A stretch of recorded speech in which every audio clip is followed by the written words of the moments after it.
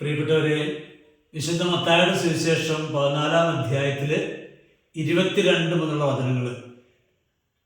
ശിഷ്യന്മാർ കടലിലൂടെ യാത്ര ചെയ്യുമ്പോൾ യേശു അവരുടെ കൂടെ ഇല്ല. രാത്രിയുടെ ഏതോ സമയത്ത് യേശു കടലിന് മീതെ നടന്നു വരും. ഇവരവരൊന്ന് ഭയപ്പെട്ടു. അവസാനം യേശു ആണെന്ന് അറിഞ്ഞപ്പോൾ പത്രോസിലേക്ക് ചോദിക്കുകയാണ് യേശുവിനോട്, കർത്താവ്, ഞാനും അങ്ങയുടെ അടുത്തേക്ക് വരട്ടെ? യേശു വരാൻ പറഞ്ഞു. അദ്ദേഹം തോണിയിൽ ഇറങ്ങി യേശുവിൻ്റെ അടുത്തേക്ക് നടക്കുകയാണ്. നോട്ടം യേശുവിലേക്ക് മാത്രമാണ് അദ്ദേഹത്തിൻ്റെ. ഏകദേശം യേശുവിൻ്റെ അടുത്തെത്താറായപ്പോൾ കാറ്റ് ആഞ്ഞടിക്കുന്നത് കണ്ട് അദ്ദേഹം അങ്ങോട്ട് നോക്കി. കാറ്റ് ആഞ്ഞടിക്കുന്നത് അങ്ങോട്ട് നോക്കിയപ്പോൾ അദ്ദേഹം ഭയപ്പെട്ടു പോയി. പെട്ടെന്ന് അദ്ദേഹം വെള്ളത്തിൽ താണു. പ്രിയപ്പെട്ടവർ, ഇവിടെ എപ്പോഴാണ് പത്രോസിന് വെള്ളത്തിൽ താണത്? യേശുവിനെ മാത്രം ലക്ഷ്യം വെച്ച് യേശുവിൻ്റെ മുഖത്തേക്ക് നോക്കി നടന്ന അദ്ദേഹം കാറ്റിലേക്ക് നോക്കിയപ്പോഴാണ് അപകടം ഉണ്ടായത്. ഹല്ലേലൂയ. പ്രിയപ്പെട്ടവരെ, ഇതിലൂടെ നമുക്കുള്ള സന്ദേശം എന്താണ്? നമ്മുടെ എല്ലാവരുടെയും ഈ ജീവിതത്തിൻ്റെ ഏക ലക്ഷ്യം യേശുവിലൂടെ പിതാവ് നൽകുന്ന നിത്യജീവനിലേക്ക് പ്രവേശിക്കുക എന്നുള്ളതാണ്. അതാണ് നമ്മുടെ ലക്ഷ്യം. നമ്മൾ ഈ ലക്ഷ്യത്തിലൂടെ യാത്ര ചെയ്യുമ്പോൾ പിശാച് അടങ്ങിയിരിക്കുകയല്ല. ഈ ലക്ഷ്യത്തിൽ എത്താതിരിക്കാൻ വേണ്ടി അവൻ പല പ്രലോഭനങ്ങളും പരീക്ഷണങ്ങളും ലോകത്തിൻ്റെ ചില മോഹങ്ങളും കാണിച്ചുകൊണ്ട് അവൻ നമ്മളെ യേശുവിൽ നിന്നുള്ള നോട്ടം ലോകത്തിലേക്ക് നോക്കിച്ചുകൊണ്ട് ആ ലക്ഷ്യം അവൻ തകർത്ത് കളയാൻ നോക്കും. ഇത് തിരിച്ചറിയണം നമ്മൾ. ഹല്ലേലൂയ. പത്രോസിലേക്ക് ഒരിക്കലും ഈ കാറ്റിലേക്ക് നോക്കേണ്ട കാര്യമില്ല. കാരണം തന്നെ വിളിച്ചാൽ വെള്ളത്തിൻ്റെ മുകളിൽ നിൽക്കുകയാണ്. അതിലേക്ക് മാത്രം നോക്കിയാൽ മതിയായി. പ്രിയപ്പെട്ടവരെ, ഇതുപോലെ നമ്മുടെയൊക്കെ ജീവിത ലക്ഷ്യം നമ്മൾ പറഞ്ഞു, അത് യേശുവിലൂടെ പിതാവ് നൽകുന്ന നിത്യതയിലേക്കാണ്. അപ്പോൾ ഇതിലേക്കാണ് നമ്മുടെ ലക്ഷ്യം, നോട്ടം അതിലേക്കാണ്. അതിൽ നിന്ന് വ്യതിചലിപ്പിക്കാൻ വേണ്ടി പിശാച് പല പ്രലോഭനങ്ങളും പരീക്ഷണങ്ങളും നമ്മൾ കൊണ്ടുവരും. ഇത് തിരിച്ചറിയാനുള്ള ജ്ഞാനം നമുക്ക് ആവശ്യമാണ്. ഹല്ലേലൂയ. യേശുവേ നന്ദി, യേശുവേ സ്തുതി. പ്രിയപ്പെട്ടവരെ, ഒരു വിദ്യാർത്ഥിയുടെ പഠിക്കുന്ന ഒരു വിദ്യാർത്ഥിയുടെ ലക്ഷ്യം എന്താണ്? കുഞ്ഞാറ്റെ, പഠിക്കുന്ന ഒരു വിദ്യാർത്ഥിയുടെ ലക്ഷ്യം എന്തായിരുന്നു? നല്ല രീതിയിൽ പഠിച്ച് പഠിത്തത്തിനനുസൃതമായ ഒരു മാർക്ക് മേടിച്ച് നല്ല ജോലി കരസ്ഥമാക്കുക. ഓക്കെ. ഒരു വിദ്യാർത്ഥിയുടെ ലക്ഷ്യം നന്നായി പഠിച്ച് ആ പഠനം അനുസരിച്ചുള്ള ജോലിയിൽ പ്രവേശിക്കാനാണ്. അതേ ആഗ്രഹമാണ് ആ കുഞ്ഞിൻ്റെ മാതാപിതാക്കന്മാർക്കുള്ളത്. തൻ്റെ മോൻ അല്ലെ മോള് നന്നായി പഠിച്ച് ആ പഠനത്തിനനുസരിച്ചുള്ള ജോലി പ്രവേശിക്കണം, അങ്ങനെ നല്ലൊരു ജീവിത അന്തസ്സിലേക്ക് പ്രവേശിക്കണം. ഇതായിരിക്കും അപ്പൻ്റെയും അമ്മയുടെയും ആ കുഞ്ഞിനെ സ്നേഹിക്കുന്ന എല്ലാവരുടെയും ആഗ്രഹങ്ങൾ. ഇതേ ആഗ്രഹമാണ് ആ കുഞ്ഞിൻ്റെ മേൽ കർത്താവ് ഇട്ടിരിക്കുന്നത്. കർത്താവിൻ്റെയും ലക്ഷ്യം അതാണ്, കർത്താവിൻ്റെ ആഗ്രഹം അതാണ്. പക്ഷേ ആ കുഞ്ഞിൻ്റെ ലക്ഷ്യം എന്തായിരിക്കണം? ഏക ലക്ഷ്യം താൻ സ്വപ്നം കാണുന്നത്, അല്ലെങ്കിൽ താൻ ആഗ്രഹിക്കുന്ന ജോലിയായിരിക്കണം. അപ്പം പഠനവും ആ ജോലിയാണ് ആ കുഞ്ഞിൻ്റെ ജീവിതത്തിലെ ഏറ്റവും പ്രധാനപ്പെട്ട ലക്ഷ്യം എന്ന് പറയുന്നത്. പ്രിയപ്പെട്ട, ഇതറിയുന്നത് പിശാച് എന്ത് ചെയ്യുന്നറിയാവോ? ഈ കുഞ്ഞിനെ ആ ലക്ഷ്യത്തിലേക്ക് എത്തിക്കാതിരിക്കാൻ വേണ്ടിയിട്ട് ലോകത്തിന്റെ ചില പ്രലോഭനങ്ങളിലൂടെ ആ കുഞ്ഞിനെ കൊണ്ടുപോകാൻ നോക്കും. ചില തെറ്റായ ചില പ്രേമബന്ധങ്ങളായിരിക്കാം, അല്ലെങ്കിൽ തെറ്റായ ചില കൂട്ടുകെട്ടുകളായിരിക്കാം, മദ്യം മയക്കുമരുന്ന് ദുശീലങ്ങളായിരിക്കാം. ഇതിലേക്ക് പിശാച് വഴിതെറ്റിക്കുമ്പോൾ ഈ കുഞ്ഞ് അങ്ങോട്ട് മാറിയാൽ ഈ കുഞ്ഞിന്റെ ലക്ഷ്യം തകർന്നു പോവുകയാണ്, കുഞ്ഞിന്റെ പ്രതീക്ഷ പരാജയപ്പെടുകയാണ്. അതോടൊപ്പം തന്നെ ആ കുഞ്ഞിന്റെ മാതാപിതാക്കന്മാരുടെയും പ്രതീക്ഷകളും ആഗ്രഹങ്ങളും തകർന്നു പോവുകയാണ്. പ്രിയപ്പെട്ടവരെല്ലാം എത്ര പേരാണ് ആ കുഞ്ഞു കാരണം വേദനിക്കുന്നത്, ആ കുഞ്ഞ് ലക്ഷ്യം തെറ്റിപ്പോകുമ്പോൾ. അപ്പോൾ ഓർക്കുക, നമ്മുടെ എല്ലാവരുടെയും ലക്ഷ്യം ഞാൻ ആദ്യം പറഞ്ഞു കഴിഞ്ഞു, അത് നിത്യജീവിത ലക്ഷ്യമാണ്. അതുപോലെ ഇവിടെ ജീവിച്ചിരിക്കുമ്പോൾ നമ്മളൊക്കെ ഓരോരുത്തരും ഓരോ ദൗത്യം ഏറ്റെടുത്തിട്ടുള്ളവരാണ്. കുടുംബ ജീവിതം നയിക്കുന്നവരുണ്ട്, പൗരോഹിത്യ ജീവിതം നയിക്കുന്നവരുണ്ട്, അത് സന്യാസം സ്വീകരിക്കുന്നവരുണ്ട്, അതുപോലെ ഓരോ ജോലി ചെയ്യുന്ന ആൾക്കാരുണ്ട്. എല്ലാവരുടെയും ലക്ഷ്യം താൻ ഏത് അവസ്ഥയിലായിരിക്കുന്നോ അത് നല്ല രീതിയിൽ പൂർത്തീകരിക്കാനുള്ള ഏക ലക്ഷ്യമാണ്. അതിലേക്കാണ് നോക്കുന്നത്. അതിന് വിപരീതമായി വരുന്നതെല്ലാം തകർത്തുകൾ. ഞാനെനിക്കൊരു ഉദാഹരണം പറയാം. ഉണ്ടായ സംഭവമാണ്. എനിക്ക് 3ാമത്തെ കുർബാനയ്ക്കാണ് എനിക്ക് പോകാൻ പറ്റിയത്. അപ്പോൾ കുട്ടികളുടെ കുർബാനയായിരുന്നു. അപ്പോൾ 2 കുട്ടികൾ പള്ളിയിലേക്ക് പോകാൻ ഗേറ്റിലാണ് പള്ളിയിൽ കയറി വരികയാണ്. അപ്പോൾ അവൻ്റെ കൂട്ടുകാരായിരിക്കാം ഒരു 2-3 പേരെ ഗേറ്റിങ് നിൽപ്പുണ്ട്. അപ്പോൾ അവരെന്ത് ചെയ്തു? ഈ കൂട്ടുകാർ പറഞ്ഞ് നമുക്ക് അങ്ങാടിക്ക് പോകാം. അല്ല സിനിമയ്ക്ക് പോകാമെന്ന് പറഞ്ഞവരെ കൂട്ടിക്കൊണ്ട് പോവുകയാണ്. ഇവർ ആദ്യം പറഞ്ഞില്ല ഞങ്ങൾ പള്ളിയിൽ പോവുകയാണ്. കൂട്ടുകാരെ സമ്മതിച്ചില്ല, അവർ നിർബന്ധിച്ച് ഇവരെയും കൂട്ടി പുറത്തേക്ക് പോവുകയാണ് പള്ളിയിൽ നിന്ന്. നോക്കിക്കേ, ആ കുട്ടികളുടെ ലക്ഷ്യം എന്തായിരുന്നു രണ്ടുപേരുടെ?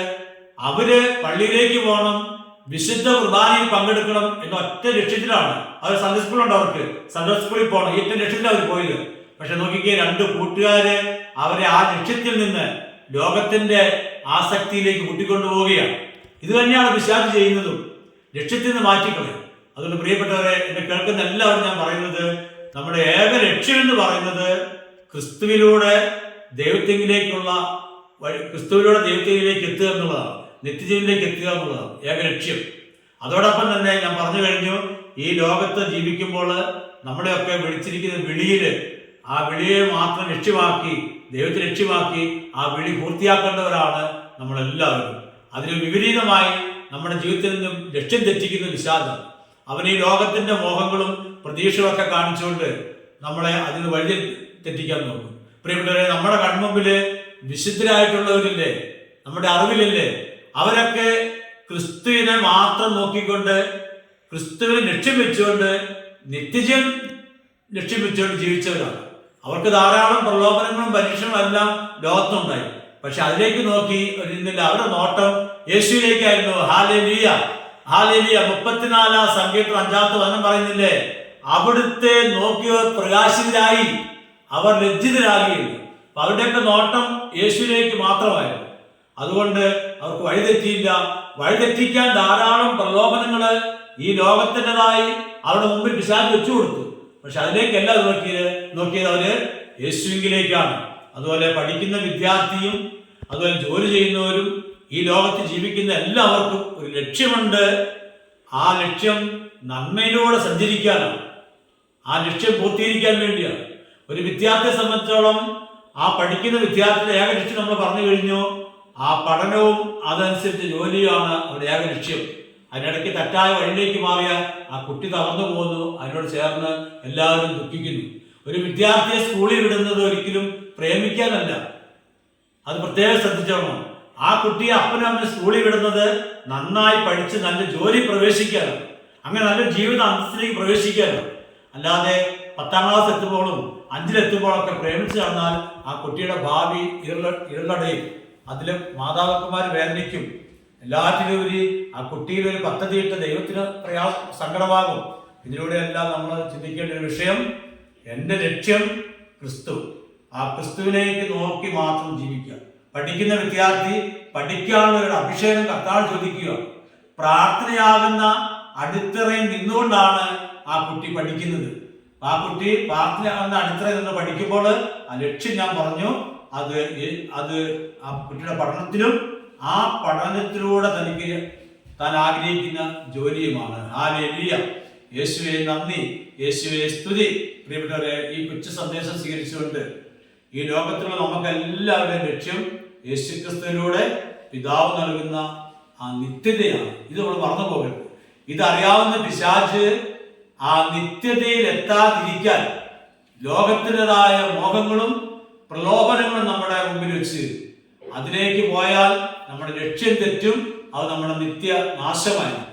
പത്രോസിനെ പോലെ യേശുവിന്റെ മുഖത്തേക്ക് നോക്കി സഞ്ചരിച്ച അദ്ദേഹം കാറ്റിലേക്ക് നോക്കേണ്ട ആവശ്യമില്ല. കാറ്റ് ഈ ലോകത്തിന്റെ മോഹങ്ങളാണ്. പ്രിയപ്പെട്ടവരെ, ഇതുപോലെ ആയിരിക്കാം ഈ തിര അടിച്ച് കാറ്റടിച്ച് വന്നപോലെ ആയിരിക്കാം ലോകത്തിന്റെ മോഹങ്ങള് നമ്മുടെ മേൽ വീശുമ്പോൾ ലക്ഷ്യം തെറ്റാതിരിക്കട്ടെ. ലക്ഷ്യം തെറ്റാതെ ലക്ഷ്യസ്ഥാനത്ത് നമ്മളെ എത്തിക്കുന്നതിന് വേണ്ടിയാണ് നമ്മുടെ കർത്താവായ യേശു തന്റെ പരിശുദ്ധാത്മാവിനെ നമുക്ക് വാഗ്ദാനം നൽകിയത്. Hallelujah, hallelujah. അപ്പോസ്തലപ്രവൃത്തി 1:8 പരിശുദ്ധാത്മാവ് നിങ്ങളുടെ മേൽ വന്നു കഴിയുമ്പോൾ നിങ്ങൾ ശക്തി പ്രാപിക്കും. ഹല്ലേലൂയ. അപ്പം നമ്മൾ അനുദിനം പ്രാർത്ഥിക്കേണ്ട ഒരു പ്രാർത്ഥനയും കൂടി ഉണ്ടതില്, കർത്താവേ അങ്ങയുടെ വാഗ്ദാനമായ പരിശുദ്ധാത്മാവിനെ എനിക്ക് നൽകിക്കൊണ്ട് ആ ആത്മാവിലൂടെ അങ്ങ് ആഗ്രഹിക്കുന്ന ലക്ഷ്യത്തിലേക്ക് ഞങ്ങൾ ഓരോരുത്തരും എത്താൻ ഞങ്ങളെ സഹായിക്കണമേ. ഹല്ലേലൂയ. യേശുവേ നന്ദി, യേശുവേ സ്തുതി. നമുക്ക് പ്രാർത്ഥിക്കാം. കർത്താവായ ദൈവമേ, അങ്ങയെ നോക്കിക്കൊണ്ട് നിത്യജീവനിലേക്ക് ലക്ഷ്യം വെച്ച് ജീവിക്കേണ്ടവരാണ് ഞങ്ങൾ എല്ലാവരും. അതിന് വിപരീതമായി, അതിനെതിരായി പിശാച് നൽകുന്ന എല്ലാ പ്രലോഭനങ്ങളെയും അതിജീവിച്ച് ആ ലക്ഷ്യത്തിൽ എത്താൻ, വിശുദ്ധാത്മാക്കളെ പോലെ ആ ലക്ഷ്യത്തെ മാത്രം മുന്നിൽ കണ്ടുകൊണ്ട് ലക്ഷ്യത്തിലെത്താൻ ഞങ്ങളെ ഓരോരുത്തരെയും അവിടുന്ന് അങ്ങയുടെ പരിശുദ്ധാത്മാവിനാൽ നിറച്ച് അനുഗ്രഹിക്കുമാറാകണമേ. ആമേൻ.